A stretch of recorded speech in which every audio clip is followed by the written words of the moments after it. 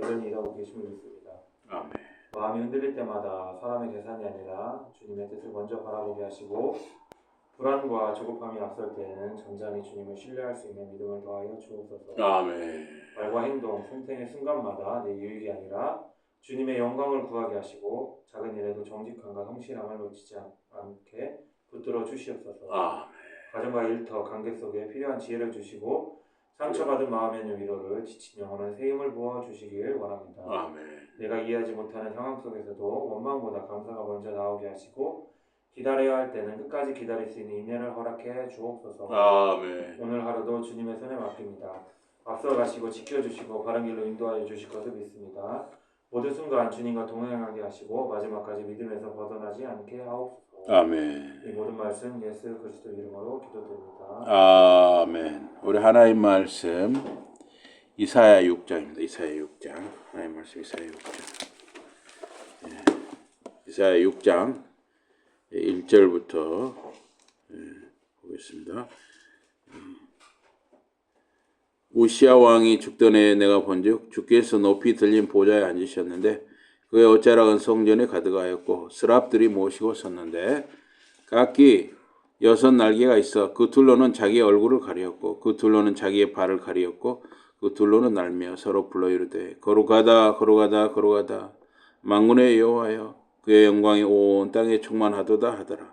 이같이 화답하는 자의 소리로 말미암아 문지방의 터가 요동하며 성전에 연기가 충만하니라. 그때 내가 말하되 바로다 나여 망하게 되었도다. 나는 입술이 부정한 사람이요 나는 입술이 부정한 백성 중에 거주하면서 만군의 여호와이신 왕을 배웠음이로다 하였더라.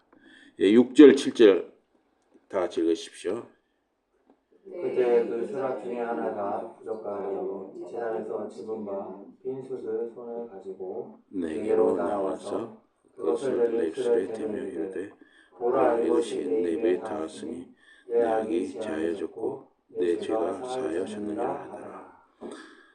내가 또 주의 목소리를 들으니 주께서 이르시되 내가 누구를 보내며 누가 우리를 위하여 갈고 하시니 그때 내가 이를 때 내가 여기 있나이다 나를 보내소서 하였더니 여기까지 읽겠습니다. 6장 전체인데 여기까지 읽겠습니다. 아까도 읽었으니까 오늘 말씀 제목이 거룩하다 거룩하다 거룩하다입니다.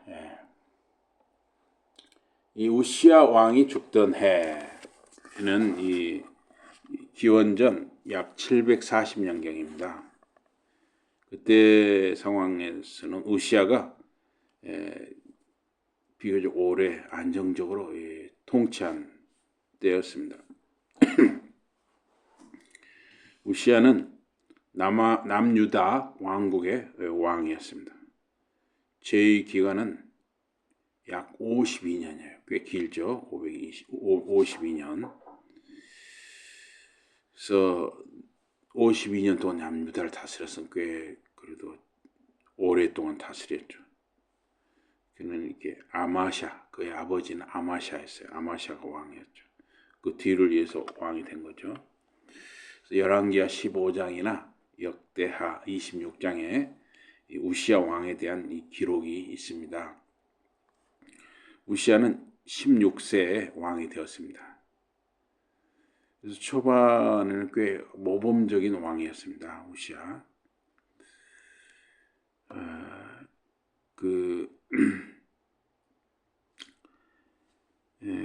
이 우시야가 모범적인 왕이었는데 아주 초기에는 하나님을 잘 찾고 의지하고 선지자 스가랴의 영적인 지도를 받았습니다. 이 스가랴라는 말은 여호와께서 기억하신다는 말이거든요. 그래서 이 성경에는 스가랴라는 이름이 여러 사람 나오는데 여기 나오는 스가랴는 그 우시야 시대의 이 스가랴는 주전 8세기 영적 지도자로서 선지자요 지혜자였습니다. 그래서 역대하 26장 5절에 보면 우시야의 영적인 스승으로서 묵시를 밝히 아는 자라 그랬어요. 묵시를 밝히 아는 자라.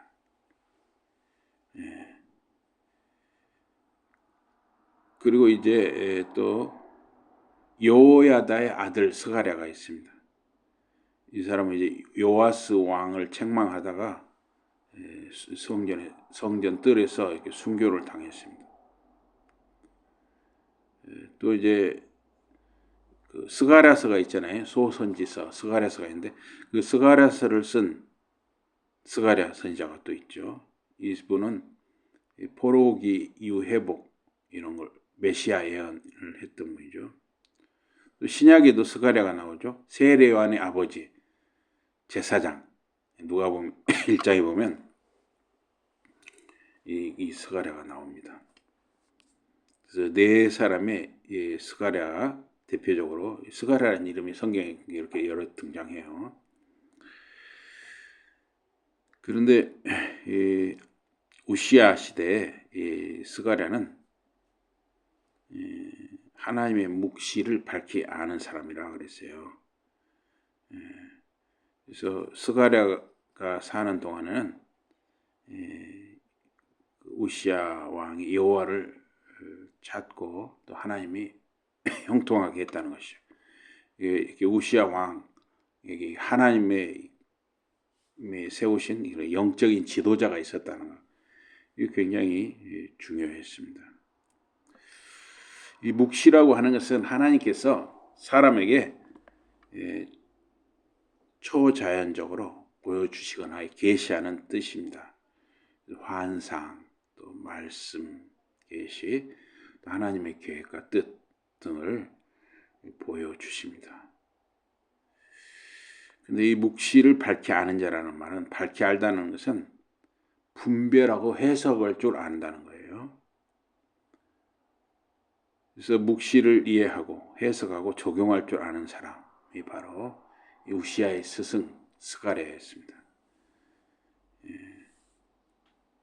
그래서 하나님께서 주시는 계시를 분별할 수 있었고 또 그 뜻을 바르게 이해해서 왕 우시야가 하나님을 찾도록 영적으로 인도한 사람입니다. 그래서 우시야 왕이 형통했던 이유는 전반기에 형통했던 이유는 하나님의 뜻을 아는 사람의 인도를 받고 하나님을 찾았기 때문이었습니다. 그래서 하나님의 뜻을 바로 아는 사람, 이 스가랴와 같은 사람과 함께 할 때 왕도 나라도 바른 길로 갈 수가 있었습니다. 그러나 이제 나중에 이 유다 나라가 남유다가 강성해지니까 역대하 26장 16절에 그의 마음이 교만해졌다 그랬어요. 그래서 왜 그런 생각을 했는지 모르지만 우시야는 내가 왕인데 내가 직접 하나님께 성소에 들어가서 분향하는 게 뭐가 문제냐 이런 생각을 가진 거예요. 그런데 하나님께서는 분명히 그 역할을 나누셨죠. 그래서 레위 지파에서 제사장을 세우고 대제사장을 세우도록 한 거죠. 아론의 자손들. 아론도 그러니까 레위 지파죠. 어쨌든 그런데 우시야가 굉장히 나라가 강성해졌을 때 내가 이렇게 나라를 이만큼 이렇게 했는데 나라고 해서 하나님께 직접 성소에 들어가 분향을 드릴 수 없느냐? 왜 이렇게 이런 희한한 생각을 했어요. 그래서 제사장도 아무나 들어가는 게 아니었죠. 순번이 정해져 있죠. 우시야가 거기 들어가니까 제사장들이 굉장히 다 비상이 걸린 거죠. 그래서 제사장들이 나서가지고 당신 여기 들어오면 안 됩니다. 그리고 당신은 왕이라 할지라도 함부로 이렇게 들어오셔서 분향을 하면 안 됩니다. 그러면 바로 아이고 내가 잘못됐구나 하고 나가야 되는데 우시아 왕이 그때 화를 냈어요. 내가 왕인데 왜 나한테 하라 말아 하느냐 이런 식으로. 근데 이 우시아뿐만 아니라 이 화를 낸다는 것은 하나님의 거룩하심에 하나님의 영광에 대한 도전입니다. 그래서 우리가 이 평소에 저도 지금도 훈련을 받고 있는데 이 화를 내는 것은 사람에게 화를 낼 뿐만 아니라 하나님의 거룩함, 하나님의 영광에 도전하는 거예요. 그래서 우시아가 화를 내는 순간에 우시아의 이마에 하나님께서 이 나병이 돋게 했어요. 문둥병. 이상하게 그 이마에서부터 하얗게 문둥병이 들은 거예요. 그러자 이제 우시아는 뭐 더 이상 모든 권위를 잃어버린 것이죠. 그래서 당장 쫓겨나겠어요. 그리고 나병, 이 문둥병은 정상적인 생활을 할 수가 없잖아요. 이제 분리가 된 거죠. 격리가 된 거죠. 제한된 집에, 제한된 공간에 갇혀서 밖에도 못 나오게 군사들이 지키고 그렇게 비참한 말년을 맞이하게 됐습니다. 그래서 죽을 때까지 우시아는 남은 여생을 나병 환자로 그렇게 격리되어서 살다가 죽어가게 되었습니다. 참 이 교만이라고 하는 것은 참 무서운 것이죠. 누구에게나 이 교만은 참 무서운 것입니다. 그래서 우시아와 스가랴가 이렇게 정상적인 영적인 지도를 받을 때 우시아는 하나님께서 하나님 앞에 그 영적인 분별력을 가지고 나아갈 수 있었고 하나님이 형통하게 하셨어요. 그러나 이제 그런 영적인 지도력이 사라졌을 때 우시아는 그렇게 교만해졌다는 것이죠. 그래서 우시아와 이 스가랴의 관계에서 이 스가랴의 역할이 굉장히 컸습니다. 그러면 이 우시아와 이사야의 관계는 이사야가 직접 우시아를 이렇게 뭐 영적으로 지도했다 이런 기록은 없어요. 어떤 역사적인 전환기에 상징적인 관계가 이사야와 우시아의 관계라고 할 수 있는데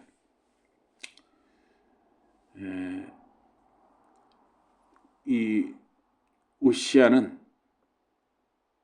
거룩의 경계를 자기가 선을 넘어버린 것이죠. 거룩의 경계. 이게 굉장히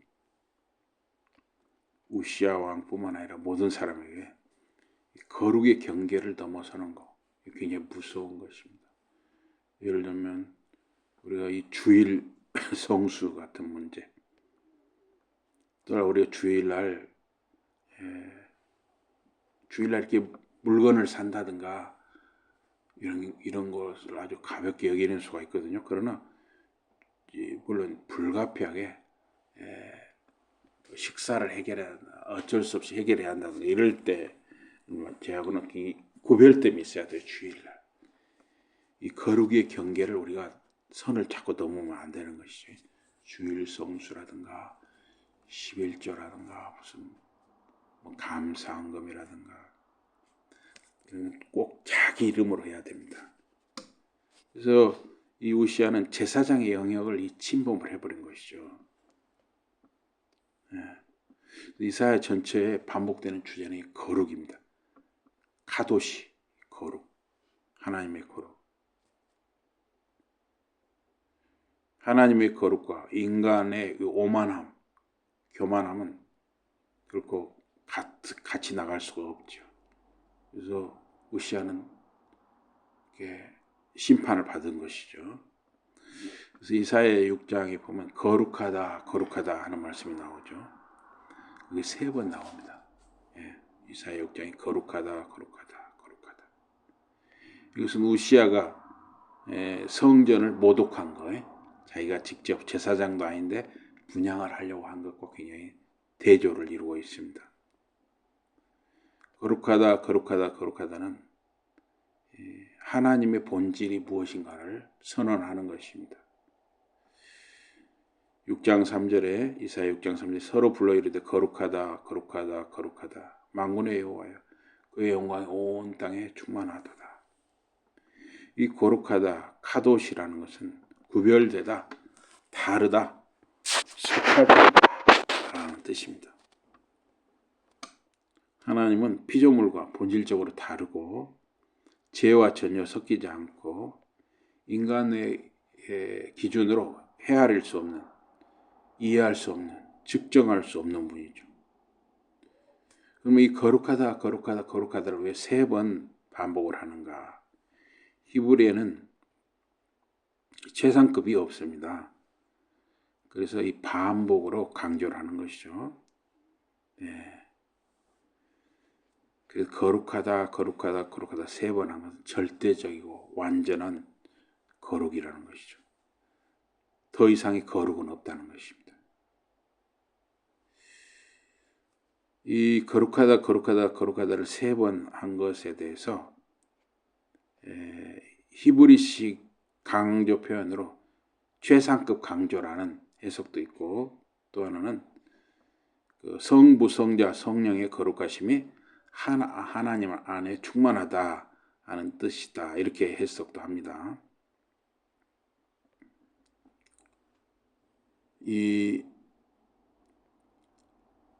그래서 이 환상을 보고 하나님의 그 거룩하신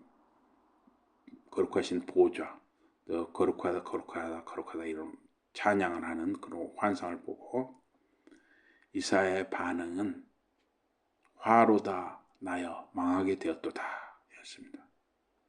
나는 입술이 부정한 사람이요. 이 하나님의 거룩하심 앞에서 자기 죄를 보게 되는 것이죠. 하나님의 거룩하심은 우리 사람의 죄를 보게 하는 빛인 것입니다. 그래서 이 거룩함이 나타나면 그의 영광이 온 땅에 충만한 것이죠. 하나님의 거룩하심이 드러나는 곳에 하나님의 영광이 충만해집니다. 그래서 거룩은 하나님의 존재의 본질이고 영광은 그 거룩이 드러난 결과입니다. 하나님의 거룩이 세상에 나타날 때 우리는 그것을 영광이라고 부르는 것이죠. 그래서 우리 이제 그 가끔 뭐 이렇게 금메달을 땄다든가 또 무슨 영화 배우 그런 사람들 무슨 상을 받았던가 할 때 그리스도인 중에서 하나님께 영광 돌립니다 하는 거 잘못하면 내가 영광을 누리는 사람인데 내 영광을 하나님께 나눠드립니다 이렇게 될 수가 있어요. 영광이라고 하는 것은 내가 얻는 것이 아니라 하나님으로부터 오는 것이죠. 하나님으로부터 영광이 오는 것입니다.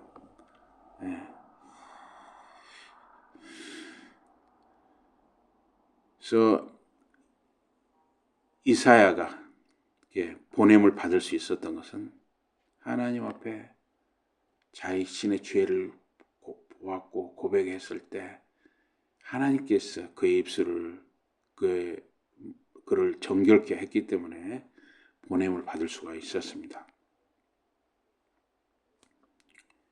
이제 우시아라는 왕 50년이 넘게 다스렸던 왕이 죽었을 때 굉장히 나라가 남유다 나라가 정치적으로나 영적으로 불안정한 시대로 진입하게 됩니다. 이 격변의 시기에 이사야 선지자는 왕을 4사람을 거치면서 선지자로서 활동을 했죠. 그래서 하나님께서는 어떤 인간 왕, 강한 인간 왕 대신에 강한 말씀을 이사야 선지자를 통해서 사람들에게 보내주신 것입니다.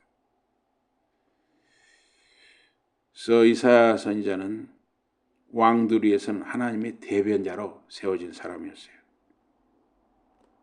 그래서 우시아는 교만으로 무너진 왕이었고 이사야는 그 무너진 왕의 시대 위에 세워진 거룩의 선지자였습니다. 그래서 우시아 왕이 잘 나갈 때 전성기에는 군사력을 강화했고 강력한 군대 조직을 이뤘고 또 농업, 목축업 이런 산업을 발전시켜서 나라가 부강해졌습니다. 또 이웃나라 블레셋이라는 아라비아 족속 등을 제압했습니다. 그래서 이 우시아는 하나님을 찾을 동안 형통했습니다. 그러나 나라가 강성해졌을 때 우시아는 착각을 한 것이죠. 자기가 잘해서 그렇게 나라가 형통했다. 이런 착각에 교만해진 것이죠.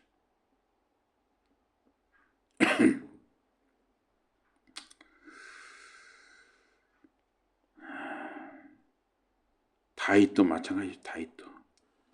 다윗은 아둘람 굴이라든가 광야를 전전하면서 굉장히 도피 생활을 많이 했습니다. 그런 때는 정말 그 가난한 마음으로 하나님을 간절히 의지했는데 나라가 안정이 되고 평안해지니까 안이해지고 교만해졌어요. 낮잠을 자고 일어나니까 지금 부하들은 나가서 싸우고 있는데 낮잠을 자고 일어나니까 눈에 죄가 들어와 버린 것이지. 눈과 마음에 간음과 살인교사 죄를 범하고 말았습니다. 그걸로 끝난 것이 아니죠. 나중에 그 다말 자기 딸이 자기 피부치 그 제일 큰 오빠한테 그 못쓸 짓을 당하고 또 약 3년 정도 지나서 압살롬이 또 자기 누이에 대한 보복으로 부하들을 시켜서 또 큰아들 암논이 칼에 맞아 죽습니다. 또 압살롬이 반역을 일으켰어요. 다윗이 비난하는 신세가 됐고 자기 첩들이 10명의 자기 첩들이 백성들이 보는 앞에서 성벽 위에서 또 몹쓸 짓 일종의 이제 그런 일들이 계속 이어지게 된 것이죠. 이 죄라고 하는 것은 그렇게 수렁에 빠지게 만드는 것이죠. 요시야 왕의 죽음은 정치적인 불안, 미래에 대한 두려움을 불러왔어요. 그 당시 아수르 제국이 급부상하던 때로 유다 왕국은 큰 압박을 느끼고 있었습니다. 이때 이사야는 하나님 어떻게 해야 됩니까? 우리가 정말 우리의 지도자 우시아라는 이 지도자 50년을 넘게 다스린 지도자도 이렇게 하나님이 부르셨고 우리가 의지할 지도자도 없고 그런 또 아수르라는 이게 강한 나라가 우리를 넘보고 있는데 어찌해야 됩니까? 얼마나 이사야가 그런 문제를 놓고 기도를 많이 했겠습니까? 성전에서 이사야가 여호와의 영광스러운 보좌 환상을 보았습니다. 성전이 연기로 가득하고 거룩하다 찬송하는 모습을 보고 문지방이 흔들리는 것을 보았습니다. 이 문지방이 흔들리고 성전이 연기로 가득하다는 것은 하나님이 혼란한 시대에도 절대적 주권자시라는 것을 보여주신 것입니다. 그래서 거룩하다 그런 스랍 천사들의 찬송의 모습을 보고 들으면서 이사야는 자신의 죄를 깨닫게 됩니다. 그래서 화로다 나여 망하게 되었도다 탄식했습니다. 자신의 부정함, 백성의 죄를 깊이 자각하는 순간이었습니다. 그때 이 스랍, 이 천사가 숯불로 이사야 입술을 정결하게 했습니다. 그래서 숯불이 이사야 입술에 닿았다는 것은 죄사함과 정결의 상징인데, 이사야나 그 누구도 사람 스스로는 죄사함을 받을 수 없다는 것이고, 스스로는 자신을 정결케 할 수 없다는 것이죠. 정결케 함이라든가 죄사함은 하나님께로부터, 주님께로부터 오는 것이죠. 그때 하나님의 소명, 부르심이 있었습니다. 내가 누구를 보내며 누가 우리를 위하여 갈고, 하나님이 말씀하셨습니다. 그때 이사야가 그런 정결함을 얻었을 때, 제가 여기 있습니다, 저를 보내소서, 이렇게 부르심에 순종했습니다. 그런데 여기 6장 9절에 12절에 보면, 우리 9절을 한번 읽어보시죠. 9절을 다시 한번 펴주세요.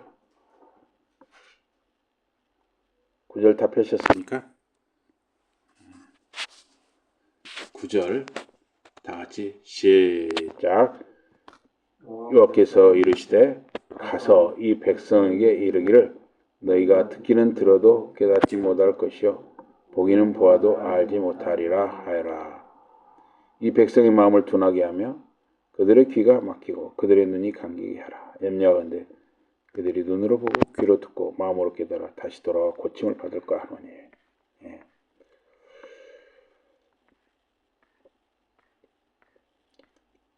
이거는 하나님께서 이사야 선지자에게 주신 이 사명은 어떤 회개 운동, 부흥 운동을 일으키는 게 아니었습니다.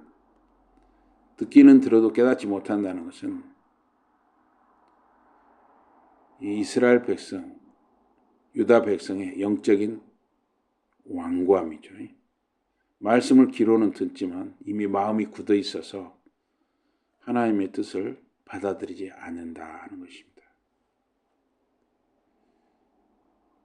제가 이 날마다 최소한 한 5분이라도 말씀을 읽어서 올리세요 해도 그거에 하나님으로부터 이 마음이 주어지지 않으면 단 5분이지만 실천하기가 어려운 것이죠. 하나님을 모르는 것이 아니라 하나님을 알기 싫어하는 상태. 이것이 유다 백성의 상태였고 이스라엘 백성의 상태였고 오늘 이 시대를 사는 우리 신자들의 상태죠. 그냥 교인으로 형식적으로 살아가는 사람들이 너무 많죠. 단 5분도 말씀 속에 들어가기가 어려운 것이죠.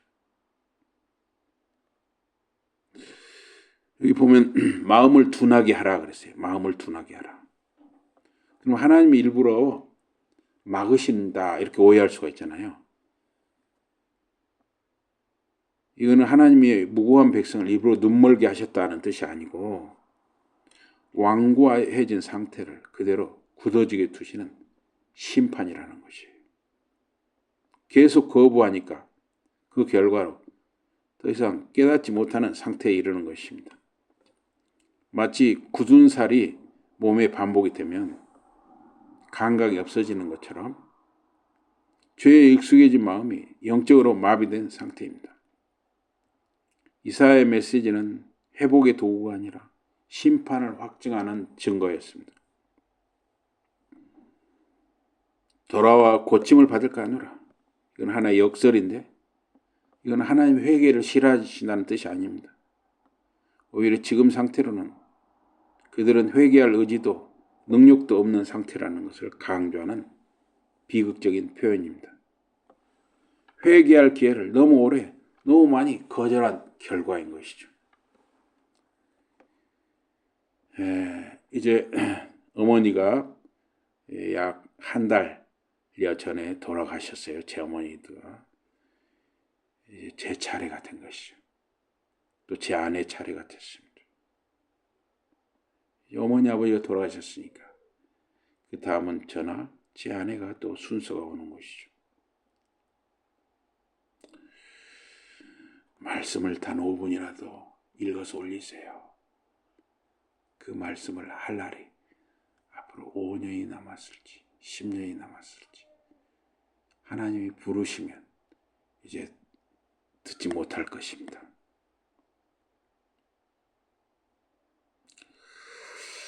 이사야는 묻습니다. 어느 때까지입니까? 이렇게 묻습니다. 주님, 이 말씀을 언제까지 전해야 됩니까? 물었습니다. 그랬더니 하나님께서는 성읍이 황폐해지고 백성이 흩어지고 나라가 무너질 때까지, 즉 바벨론 포로라는 역사적 심판을 가리키고 있습니다. 하나님 말씀은 항상 사람을 부드럽게 만드는 것이 아닙니다. 같은 말씀이라도 겸손한 자에게는 생명이 되는 것이고 완고한 자에게는 심판이 되는 것입니다. 선지자의 사명은 결과가 아니라 충성입니다. 사람들은 이 결과를 자꾸 묻죠. 몇 명 모입니까? 100명이 모이고 1000명이 모이고 10,000명이 모이는 거. 하나님과의 관계에서는 의미가 없어요. 한 명이 모인다 할지라도 하나님 앞에 충성하고 있느냐, 이걸 본다는 것입니다. 이 말씀, 보기는 보아도 깨닫지 못한다, 이런 말씀은 예수님께서 또 인용을 하셨어요. 마태복음 13장에, 또 요한복음 12장에, 또 사도행전에서도 사도들이 인용을 하죠. 사도행전 28장 등에. 예수님의 비유도 마찬가지예요. 믿고자 하는 자는 더 깨닫게 하고 거부하는 자는 더 드러나게 한다는 것입니다. 그래서 이사야 6장 9절에 12절은 말씀을 거부한 백성에게 말씀이 심판이 되는 비극을 보여주는 본문인 것입니다. 그런데 6장 14절은 이제 마지막에 이렇게 굉장히 희망적인 말씀을 하시죠. 우리 6장 13절 한번 보시겠습니다. 6장 13절. 네, 6장 13절입니다. 네, 6장 13절. 다 같이 시작.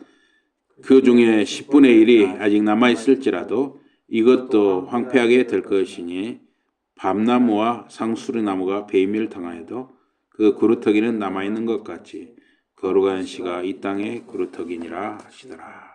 예. 여기 이 10분의 1이 남아있다는 것은 그 소수의 남은 자를 말하는데, 심판 후에 조금 살아남은 자들도 똑같이 또다시 시련을 겪게 된다는 거예요. 이것도 황폐하게 될 것이나 남은 자조차도 편안한 회복을 누리지 못한다는 것입니다.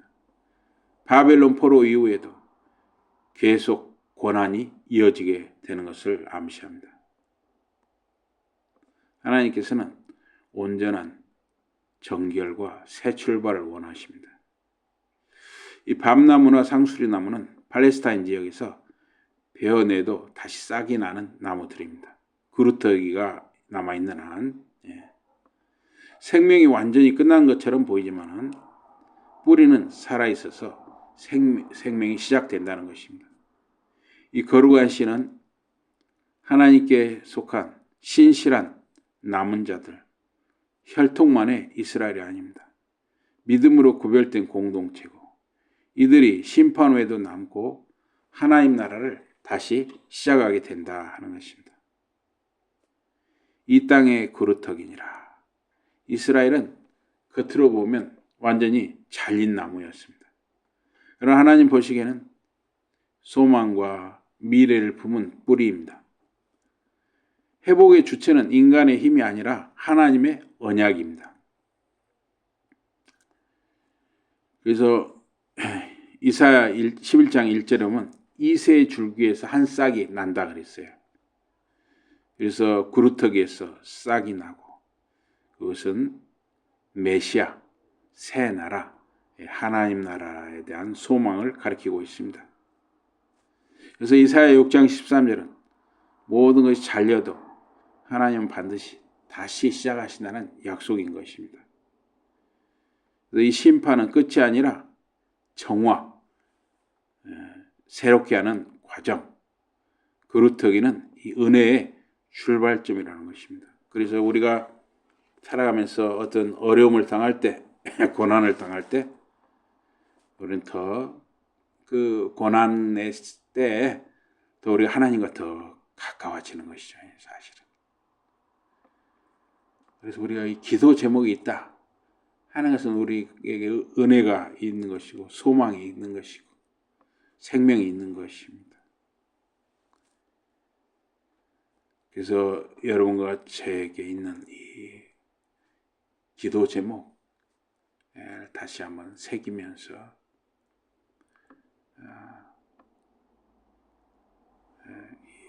정말 하나님을 겸손하게 의지하는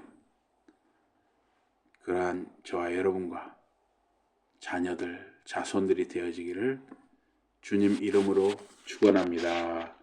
아멘. 기도하겠습니다. 하나님 아버지 고맙습니다. 저희들이 항상 깨어 있을 수 있도록 저희들에게 은혜를 베풀어 주시옵소서. 모든 일이 잘 된다고 여길 때가 가장 위험한 때인 줄 생각합니다. 저희들이 잘 될 때나 못 될 때나 어떤 경우에도 하나님을 의지하고 붙들게 하시고 깨어있게 하시고 하나님의 말씀에 대해서 우리의 눈이 열리게 하시고 간절히 사모하는 마음을 더하여 주시옵소서. 예수 이름으로 감사 기도드리옵나이다. 아멘. 우리 찬송하시겠습니다.